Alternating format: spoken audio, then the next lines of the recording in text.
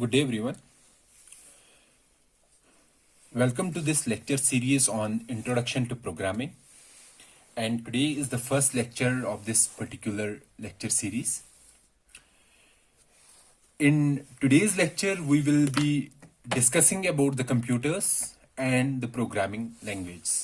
We will first start how our computers are working, and then we will discuss why there is a need of programming language.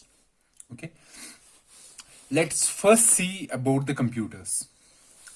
Our computer, if we see, this is a device, an electromechanical device that is used to do computations. Not only computations, it can do many other different tasks, but the basic definition of a computer is that it is a device that can perform computations. Okay? And any computer, any our device, computer machine, we usually have a processor. We can say a processor is a device that is doing an actual processing. Okay, it is doing a processing. Okay. This processor is given instructions.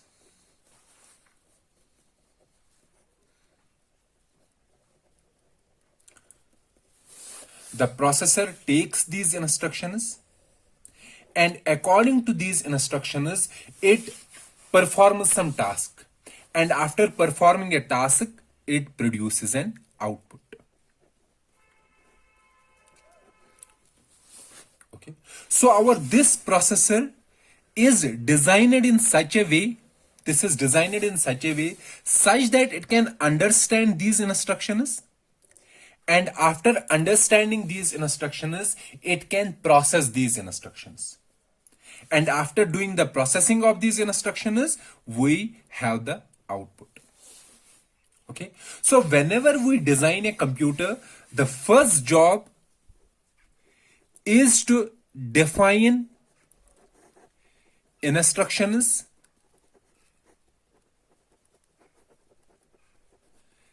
that our computer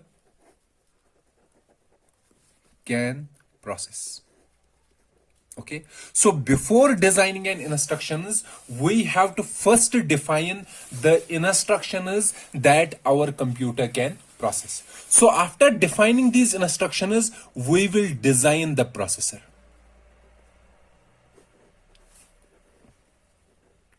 We will design the processor. So basically our processor is usually made of transistors. Okay.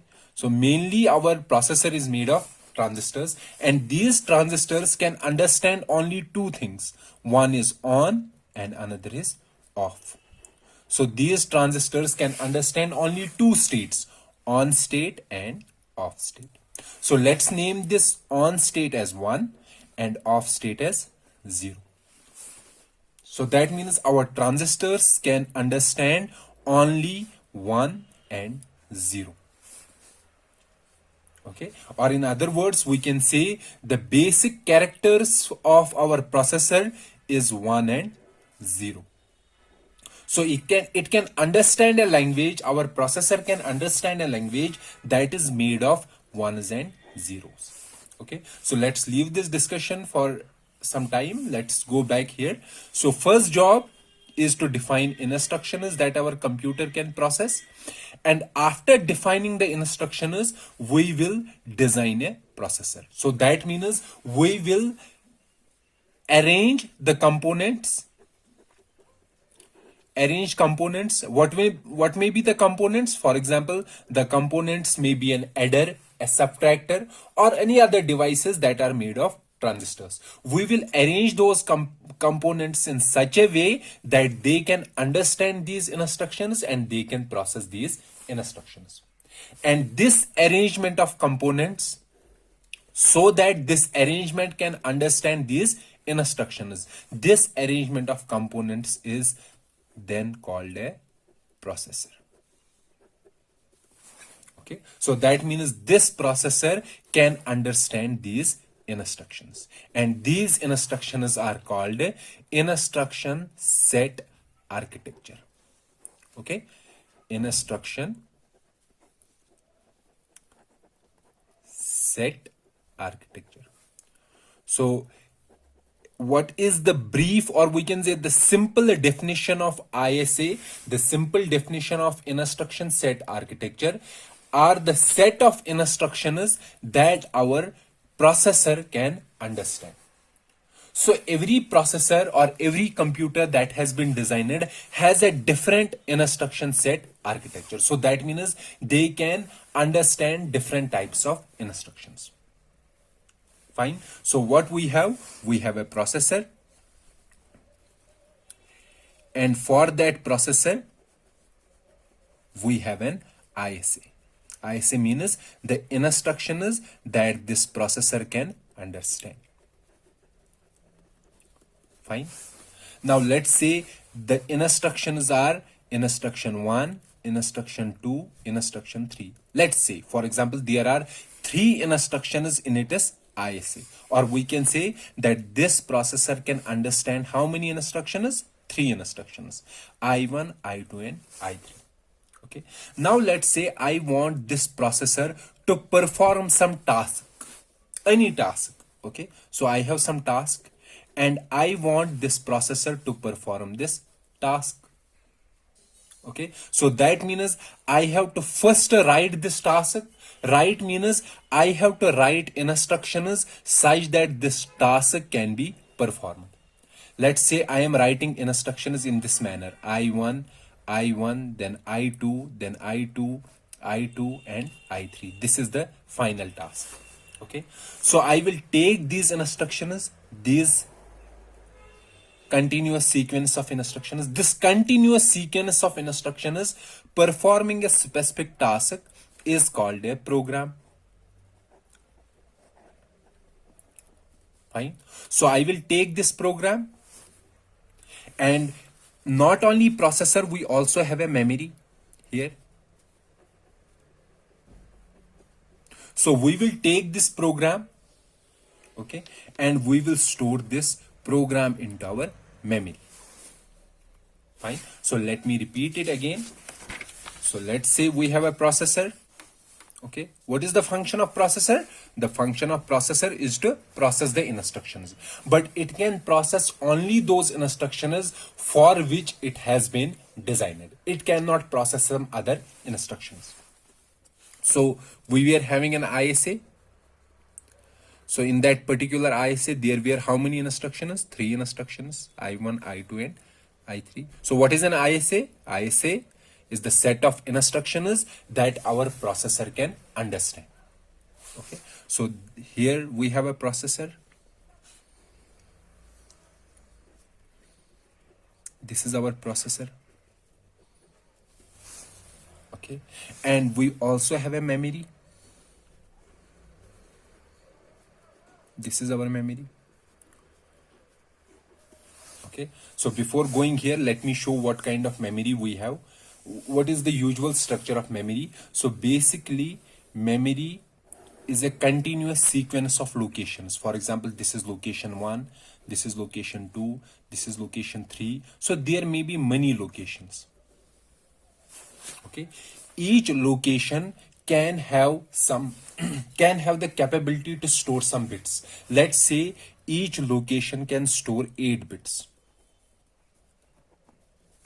Okay, so 8-bit means 1 byte. So as I already said, a bit is 1 or 0. Okay, byte will be 8 bits together. Okay, kilobyte will be 1024 bytes, or that is nearly equal to 2 raised power 10 bytes. Not nearly, that is 2 raised power 10 bytes. Or we write in simple terms 10 raised power 3 bytes. Okay. Then after kilobyte we have megabyte, then we have gigabyte. Okay, so here I am saying, let's say this is our memory, and memory is divided into locations. Let's say each location stores 8 bits. 8 bits means 1 byte. Okay, let's say these instructions which belong to the ISA. For example, let me say that I have some task that I want to perform using this processor. So for performing this task, the first job is to design a program that our processor can perform. And we know that it can only understand these 3 instructions. So my program for this particular task should contain only these instructions. So I will make my program like this. For example, if it has following instructions. The first is I1, then I1, again I1, then I2, then again I2, then I3, and it ends the program. So this is my program. Okay, and this program P, this can perform this task, whatever the task may. So the first job is that I will write this program and I will store this program in memory. Okay, so storing the program in memory, for example, at this location I will store I1, at this location the next instruction is again I1, then I2, then I2, then I3. Okay, so I have stored this program into memory.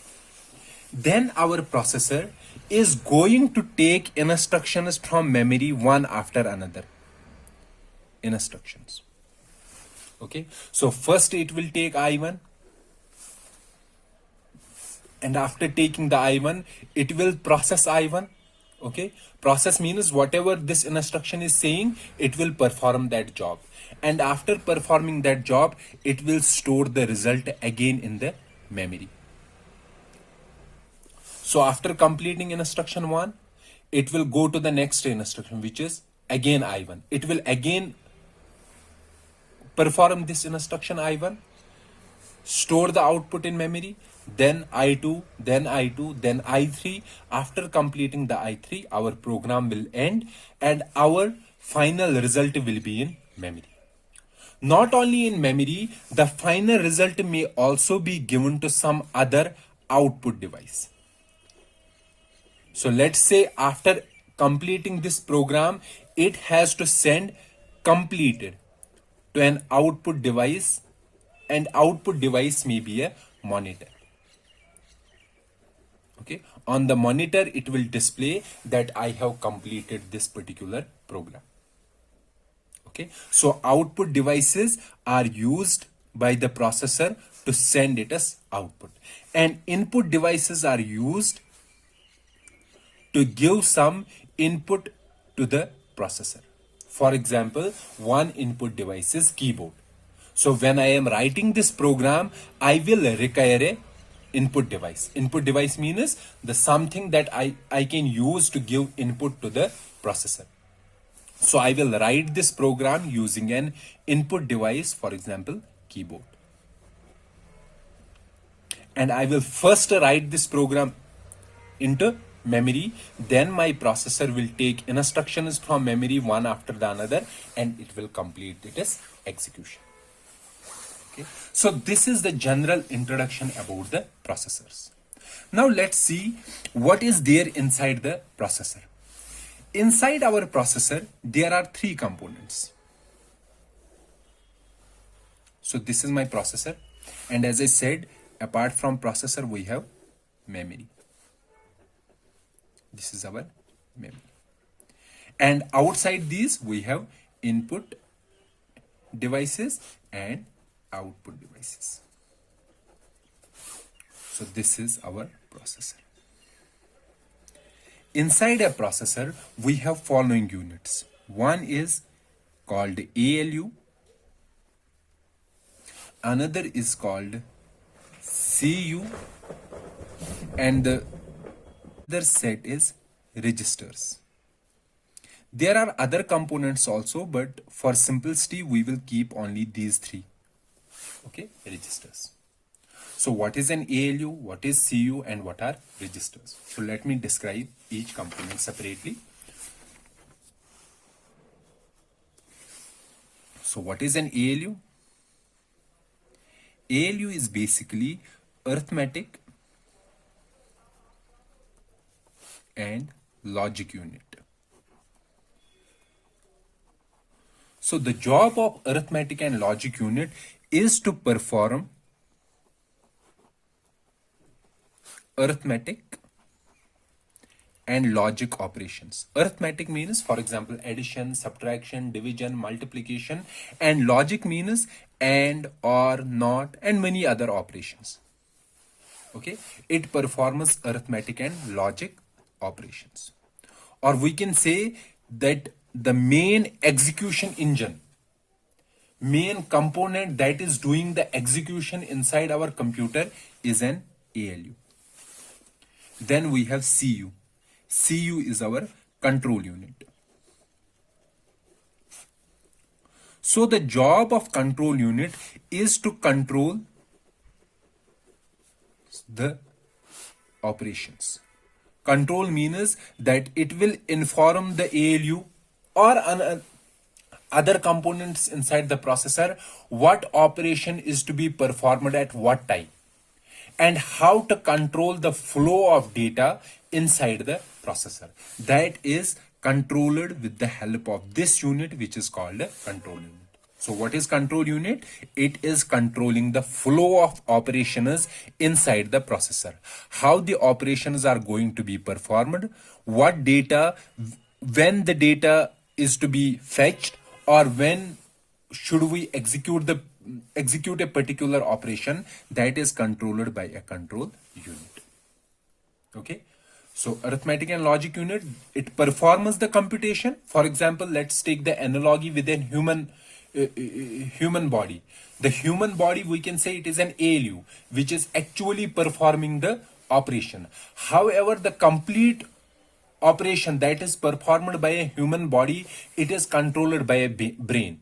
For example, if I have to carry something from one place to another place, I can carry things with the help of my hand, but it is my brain that signals my hands that you have to carry something from one place and then drop the same item or same thing at some other place. So the controlling is done by the brain, but the actual work is performed by my body. Likewise, in our computers, the actual work is carried out by arithmetic and logic unit. However, the same operation is controlled by the control unit. Then comes the third component, which is the registers. So as I said, that in our general computers, we have a processor. This is our processor. And this is our memory. So whenever my processor needs something means if it needs an instruction or if it needs a data, it goes to the memory and it gets the data and instructions from the memory. Okay. For example, if it needs some data, it will go to the memory and it will get the data from the memory. Now, for example, if it again needs some data, then it will again go to the memory and it will get data from the memory. Going to the memory and getting something from the memory is an expensive operation. Expensive operation. Expensive here does not mean expensive in terms of currency, but it is expensive in terms of time. So if we go to the memory and get data from the memory, it will take large amount of time. So what we are going to do, if there is some data that is used repeatedly. For example, if there is data that is used 10 times. So that means my processor has to go to the memory how many times? 10 times to get this data, same data. Okay. So what computer architects have done, they have provided some memory inside a processor. Okay, this is a temporary memory or some memory inside a processor. What they are doing, that if there is some data that is used repeatedly, let's get this data from the memory and store this data in this memory inside the processor. Okay, so I am saying that this data is required how many times? 10 times. Now what I am doing, when it is required the first time, I will get this data from the memory and I will store this data in my local memory inside the processor. Now if I again require this data, so instead of going to the memory, I will find this data in my local memory. I can easily get this data from this local memory. Okay, so it saves my time. So this local memory that is used by processors to use the data that has been used repeatedly, this temporary memory is called the registers. So in our processor, we have a temporary memory. For example, let's say we have this memory, it has locations. Let's say it has 4 locations, 1, 2, 3, 4. So how many locations? 4 locations. That means it can store how many data items? 4 data items. Okay, so these 4 temporary locations that are inside the processor, these locations are called registers. And our processors, whenever they have to perform some instruction, some operation, for that operation, if it requires some data, then it will first get that data into the registers and then perform the operation on the data stored in the registers. So let me repeat it. For example, if I have a processor, it has to do an addition. Okay, addition of 2 numbers. Addition of 2 numbers, let's say A and B. These are my 2 numbers. What it has to perform? Addition. So what my processor is going to do, it will get A from the memory and B from the memory. And it will store these 2 in the registers, A and B. Then it will perform the operation on the data stored in the registers. So what is the data stored in registers? A and B. Then it will perform add A and B, and final result will be again stored in the registers and it will also be sent to the memory.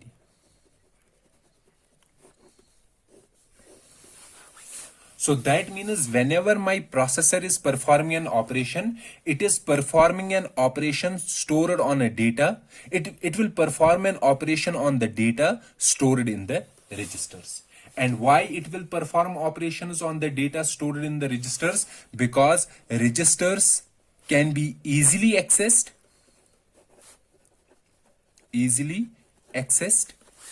And if I have to use some data repeatedly, so using some data repeatedly, it will find that data into the registers instead of going again and again into the memory. There are some other advantages of registers as well. However, at this particular point, let's keep only these 2 advantages in mind. So these locations, these registers inside a processor, as I said, these are actually what? Memory locations. However, they are given names. Okay. For example, Intel makes processors. Intel is making processors. Other company that is making processors is AMD. Okay, let's take the Intel's processors, for example, or we can say other company that is making processors is the ARM. For example, ARM processors, they have registers and they have total 16 registers. Okay, so that means in their processor there are how many locations, memory locations? 16 memory locations.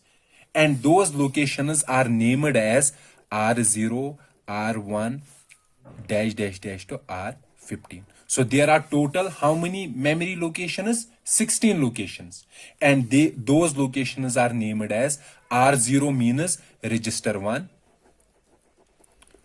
R1 means register 0, R1 means register 1, R2 means register 2, and likewise other registers. Okay, so what is a register? So if somebody says what is a register, so register is a memory location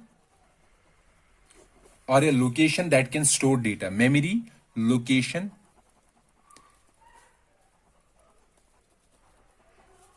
inside the processor.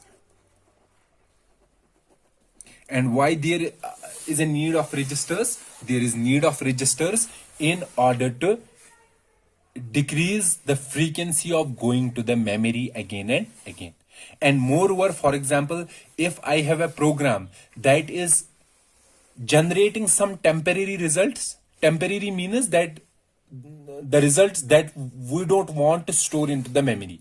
Okay, so my program, if it is generating some intermediate results, let's take an example here. Let's say we have the following program. Let's say we are doing addition of 3 and 5. Okay, then we do subtraction of 2 from above addition. So I am writing in simple words here. Store final result in memory. Okay. So what we are doing, we want that there should be addition of 5 and 3. 5 plus 3 will be 8. Then subtraction of 2 from above addition. So what was the above addition? 8. Subtract 2 from this. That will be 6. Then store this 6 into memory. Okay. So this is an intermediate result, 8. So we only require 8 in this particular operation. The final result is 6 that has to be stored into the memory. So these intermediate results are also stored in registers. So if we store these intermediate results in memory as well, for example, if I am storing this intermediate result in memory, then whenever I require this intermediate result, I have to go into the memory, get this intermediate result from the memory and perform operation on this intermediate result.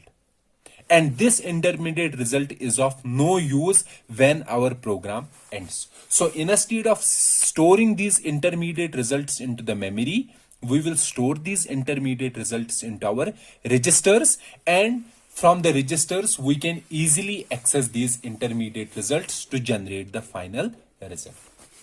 Okay, and as I said, these memory locations inside the processor, these are called registers, and they are given names. They are named locations. And as I said, for example, in ARM processors, there are 16 registers, and these registers are named as R0, R1, R2, and likewise R15. For example, Intel processors also have registers, and those registers are named like this: EAX, EBX, etc. So we don't have to discuss the complete structure of Intel processors here. We only want to know what is a register and why there is a need of a register. Okay. So let me summarize this discussion. So what I said, that our computer program, it has a processor. So this is our processor. And inside a processor, we have ALU, CU, and our registers. There are some other components also inside the processor. For example, caches are there, but we don't have to discuss those structures here. Okay. So we have a processor and we have a memory. And for executing any program, we have to first store that program into memory, and then my processor will get instructions from the memory one after the another, and it will perform the operations. So this is our computer. There are other components. For example, hard disk is there, but we won't discuss those components here. This is our computer. And to interact with our computer, we require some devices. One category of devices are called input devices, and another category of devices are called output devices. Okay, so input devices are required to send data to the processor or send data to the computer, and output devices are used by the computer to send their output. Okay, input devices are, for example, keyboard, mouse are input devices. Output devices are our monitor, our printer, they are the output devices. So this is a general introduction about the computers and how they work. And as I said, every processor is designed for a specific set of instructions, and that set of instructions is called an ISA, instruction set architecture of a computer. For example, Intel processors are designed for a particular ISA, and their ISA's name is x86. Likewise, there are another category of ISAs. For example, MIPS is another ISA. Okay, another ISA is RISC-V. These are ISAs. Okay, but we don't have to discuss about the ISAs, the complete definition of the ISAs. But at this particular point, you have to keep this in mind that every processor is designed to execute these set of instructions, which is called an instruction set architecture for that particular processor. Okay, so let's say we have a processor. So, or we can say, let's say we have a computer.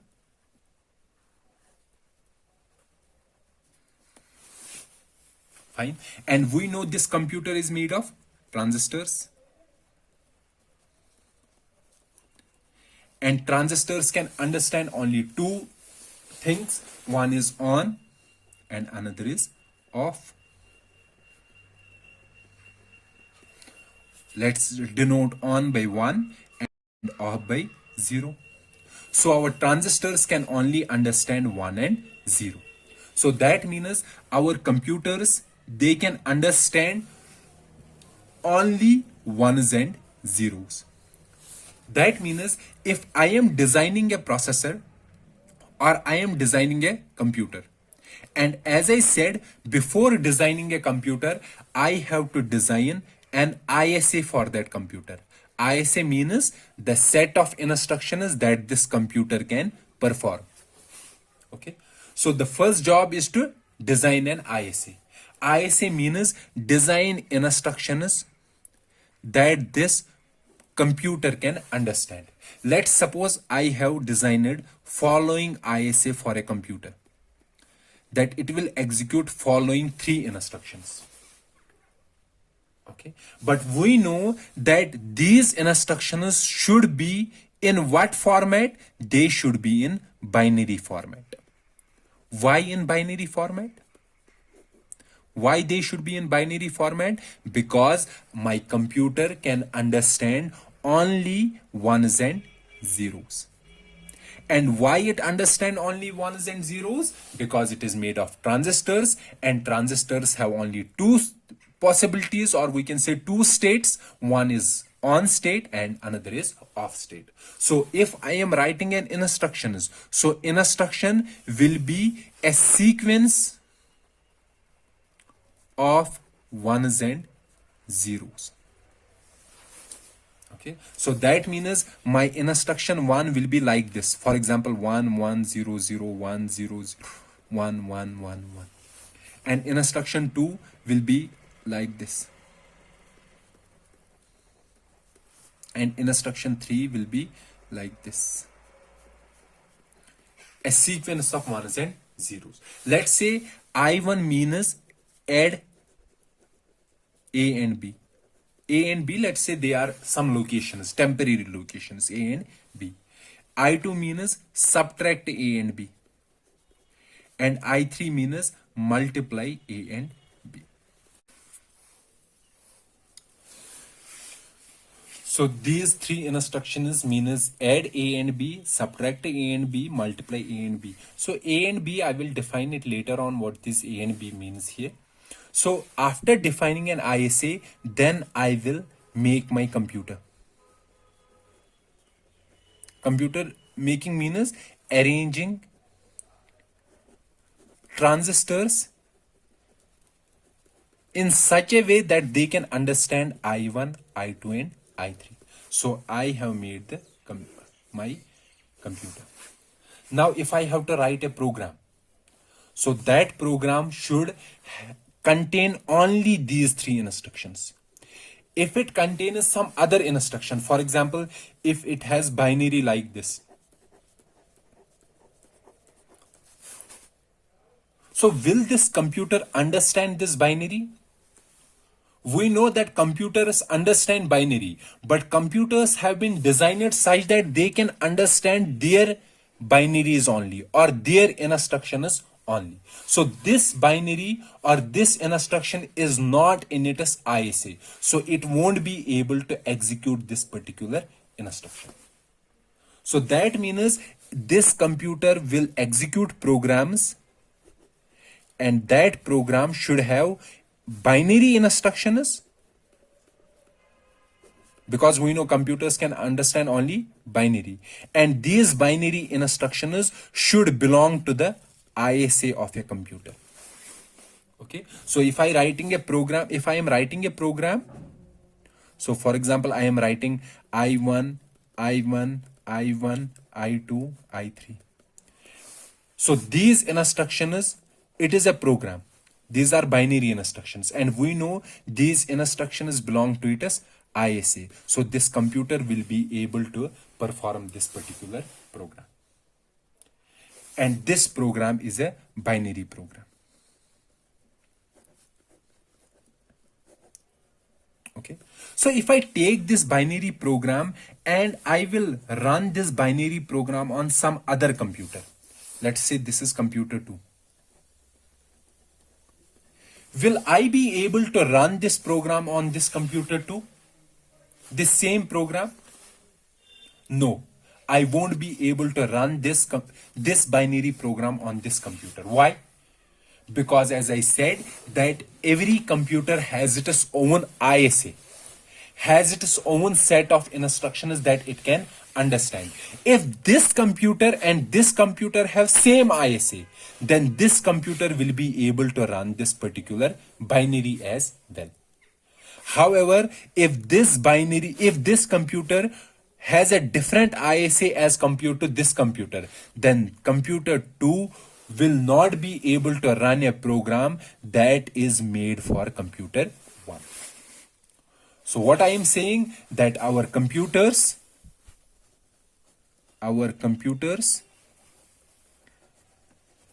can only understand programs, or we can say they only understand languages. Computers can only understand programs in binary format.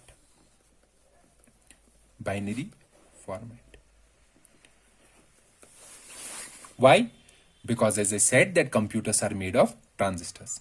But you have to keep in mind that binary format programs, they will be able to understand if binary instructions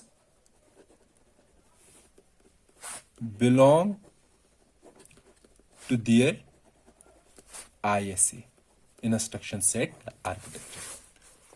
So that means for every computer we have a binary language. Binary language means we have set of instructions that it can understand. Okay, so for computer 1,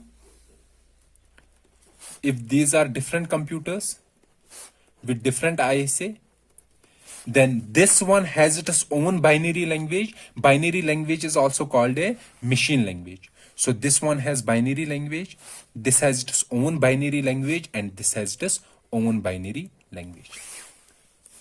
Fine. And this binary language is also called a machine language. Okay. So binary language is also called a machine language. Or it is also called a low level language.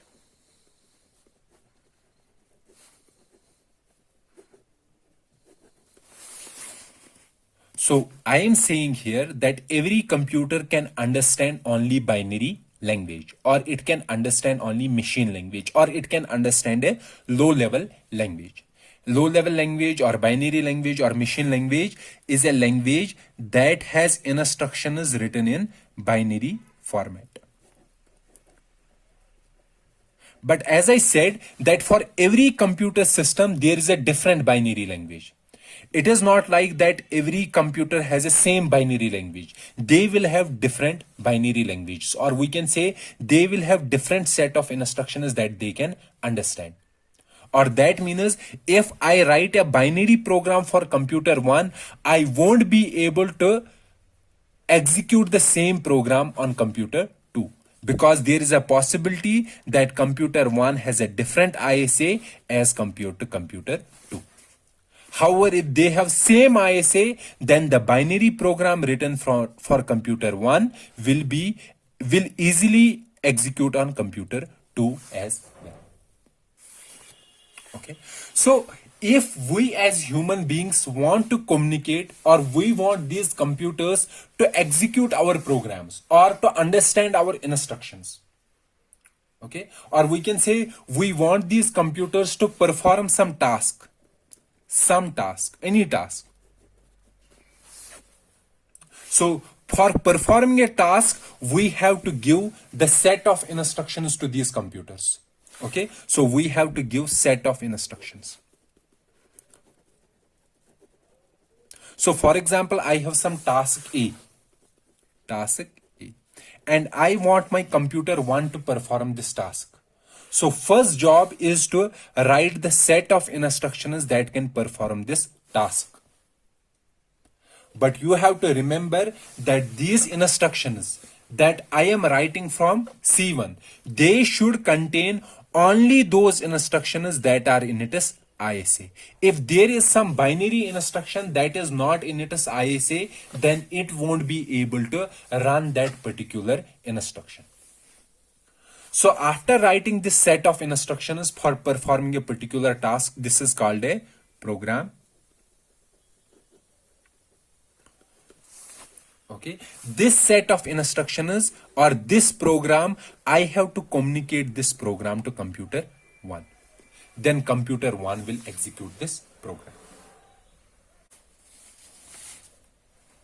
So if I want computer 1 to execute any set of instructions, so I have to first write a program, and then my computer 1 can execute that program. And as I said here, to make this computer to run my program, I have to write the program in which language, in which format, binary format.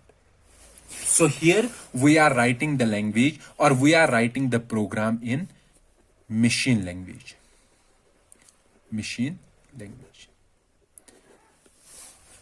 And the language by which we can communicate our programs to computers, those are called programming languages.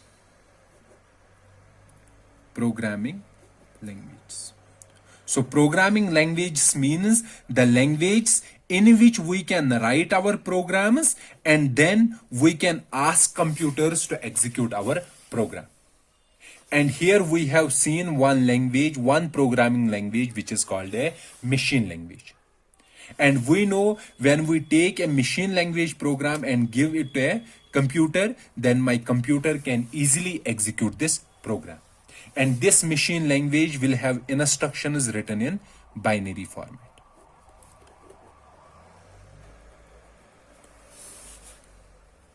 Okay, so what I am saying, the way of communicating my program or the way in which I write my program so that my computers can execute a program is called a programming language, and one language is a machine language. And we know that for every computer there is a different machine language. So if I am writing some program for written in machine language for computer 1, I cannot execute that program on computer 2. So if I have to perform the same task on computer 2, I have to write a different machine program. And the machine program should be designed for computer 2. So let me define a programming language here. So we have a set of instructions for a processor, okay, for a computer system, and we want some instructions that our computer should perform. So these set of instructions can be communicated to a processor in different manners, and they can be communicated through a specific language, okay, and that language is called a programming language. The language through which a set of instructions are communicated to a computer is called a programming language. And one basic language that is there is the machine language. Machine language. So in machine language, we write the programs in binary format and give these binary format instructions to the computer to execute. Okay, and this machine language here, this is the low level language. And this language, our computers can easily understand this language because they can understand only ones and zeros. However, there is some drawbacks associated with the machine language. Okay, so let's say I have a computer and I want to write a program for that computer. So first thing is I have to choose a language so that I can write a program for a computer. So the first thing that comes to my mind, I will write a program into a language, through a language that my computer can understand. And I know that my computer can understand only machine language. So I can write a program in machine language. However, it has some disadvantages. What are the limitations or disadvantages? The first disadvantage is it is very tedious to understand and remember the various combination of ones and zeros. So it is very tedious to remember these instructions.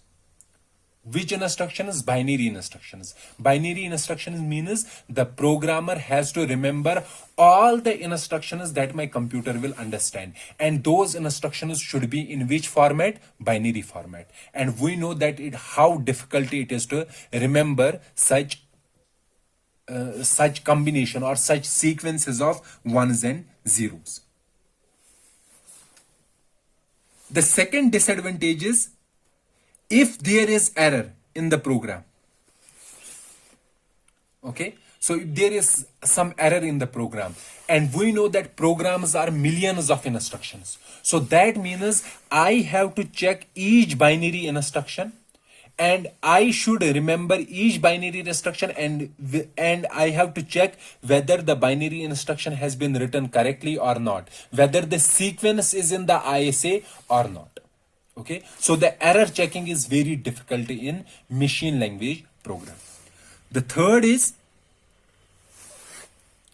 they are machine dependent. The program is written in machine language are machine dependent. What does it mean? Let's say I have program 1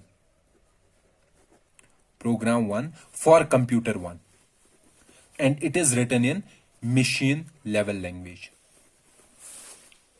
Okay, so that means it has instructions in which format? Binary format. So can I take this program and execute the same program on other computer 2? Is it possible? No. I cannot execute the same program on another computer if it is written in machine level language. Okay, why? Because there is a possibility that this one has a different ISA as computer 2. So it won't be able to understand the instructions that are written in this particular program. So that means for every computer, for executing the same or for performing the same task, I have to write a different program. I cannot run the program 1 written for computer 1 and I cannot run the same program on computer 2. So these are machine dependent. So it is the disadvantage of machine language. And what is the advantage?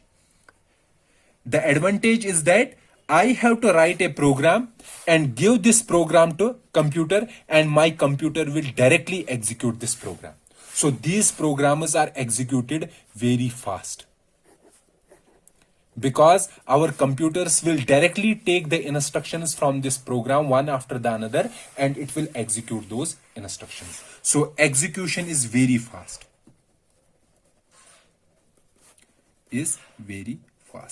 But we know that writing programs in machine level language is a tedious task and no programmer prefers to write programs in machine level language. So there is a need of a different language. Okay, so that language should remove these limitations which are associated with the machine level language. So one such language is called an assembly language. Assembly language. So what assembly language does? This assembly language, what it is doing, that we have an ISA. For example, this was an ISA. In ISA, we have instructions I1, I2, and I3. And these instructions are in which format? Binary format. And we know one disadvantage of writing programs in machine language was that it was tedious to remember these instructions. So what assembly language is doing, for every ISA, for every instruction, it is giving some English word structures. English word structures. For example, if this instruction was like this, binary format, 11001 0001 1100. Let's say this represents operation. Operation means what kind of operation I have to perform. Or this is also called, it represents opcode. Opcode means what operation I have to perform. And let's say these are operands. These are operands. Operands means the components on which I have to perform the operation. For example, let me write an instruction, add A and B. Okay, here add AB means add is an operation. Okay, AB means that I have to perform this operation on these two items. So the items on which we have to perform the operation are called operands. And the type of operation that we have to perform is called an opcode. So every instruction has two parts. So what are the two parts? Opcode. Opcode says the type of operation that we have to perform, and another part is operands. Operands are the data items on which we have to perform the operation. So in machine language or in binary language, we write the instruction in which format? Binary format. So what assembly language is doing? It is giving English-like names to these different components. For example, to opcode, it will give a name. Let's say if the opcode is 11001, it will give it name as add. And if opcode is 0001, it will name it as A. And if opcode is 1100, it will name it as B. So that means for I1, we will have an instruction like this in assembly language, add A, B. Let's say for I2, we have subtract A, B. And for I3, we have multiply A, B.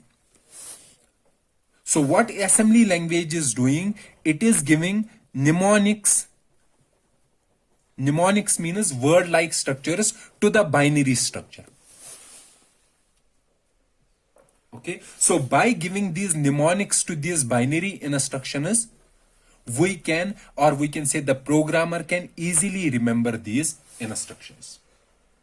Okay, that is the advantage of an assembly language.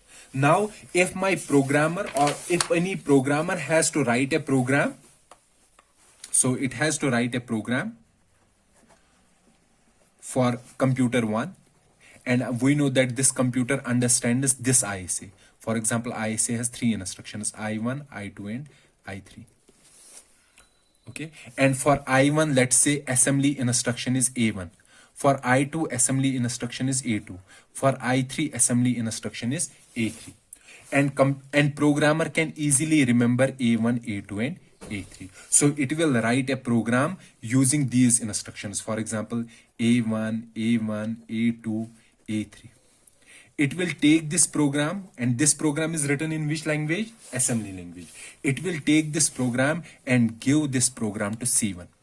And it will ask computer 1 to execute this program. Will this computer execute this program directly? Will it be able to execute this particular program? No. Why? Because our computers can understand only which language? Binary language. Binary instructions. But this program is written in which language? Assembly language. And why we have given assembly instructions to these machine instructions? So that programmer can easily remember these instructions. So the first job is to translate this program in which format? Binary format. Okay. So first we will, for A1 there will be I1. For A1 there will be I1. For A2 there will be I2. And for A3 there will be I3. So a programmer has written a program in which language? Assembly language. Then it will give this program to computer. But computer won't execute this program directly. The first job that my computer will do, it will convert this assembly program into binary program. So this is it as binary program. Okay, so it will convert this assembly program into binary program. So we have an assembly program. Our computer will convert this into binary program. And this is done with the help of a software which is called an assembler. So assembler is a software that converts a program written in assembly language to a binary language. Okay. And after converting a binary language, the computer will execute this binary program because it can understand this binary program. So what is the advantage of assembly program? The advantage is that remembering the instructions is very easy.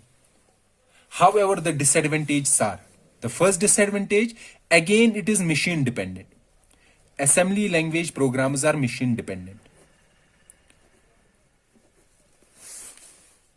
Okay, that means if I have written a program for one computer written in assembly language, I cannot take this program on some other computer and execute there, because it is dependent, or this assembly language is according to these instructions.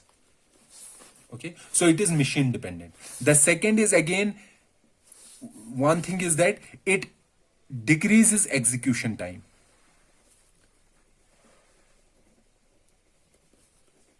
Why it decreases execution time? Because now the first I have to convert this assembly program into binary program using an assembler. So we require translation here. We have to do the translation. After doing a translation, we can execute the program. Okay. So this doesn't make much difference here, but this is very serious limitation of assembly languages as well. So these are machine dependent. So that means if I designed a software is also a kind of program. If I designed a software, so I can run that software only one particular type of machines. I cannot run that software on some other machines if that software is written in assembly language. So for every machine, I have to design different versions of the same software. because the assembly language programs are machine dependent. So as a result, there is a need of different programming languages, which are called high level languages. We want a programming language such that a program written in that language, that program should be independent of the type of machine. So that means if I wrote a program, I will take this program, run on computer 1, and the same program can be run on computer 2, and same can be run on computer 3. Okay, and that is achieved with the help of high level languages.